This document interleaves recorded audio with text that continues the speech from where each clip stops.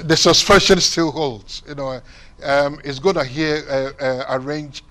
The court is going to sit for a full hearing on the February 14th.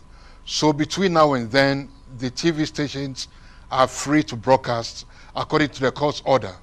Did they broadcast that swearing-in ceremony? Because we understand they were on air during the event, were they not? They were on air at the beginning, but I think what the government wanted to do was to starve, Raila Odinga and his NASA party, starve them of the oxygen of publicity. But in trying to do so, it infringed on the rights of the people, of the right of the citizens to information, because it is entrenched in the Constitution where the freedom of the press, the freedom of the media is entrenched in the Constitution. So what the government did was actually, depriving the people of their right to information. Now, all this, of course, against the backdrop of a statement made by the Kenyan Interior Minister suggesting that some members of the media were complicit in organizing what the government has termed the illegal act of swearing Mr. Odinga in. The Editors Guild of Kenya, have come out to vehemently deny this.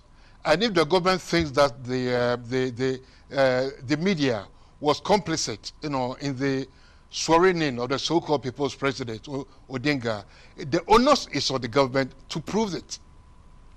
Of course, John, you and I were talking about this earlier, but in spite of this latest court ruling suspending the shutdown, the government seems undeterred because its statement has made it clear that the swearing-in was an attempt to overthrow a legally constituted government, but it also said that elements of the media participated in the act, and this could have led to many deaths. I expect this would be quite worrying for the media in Kenya, especially as the government has said that all those involved would be sorry.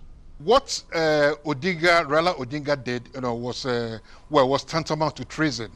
I recall in the 90s when in your Nigeria, when the late MKO Abiola declared himself president, Abacha detained him and he never got out.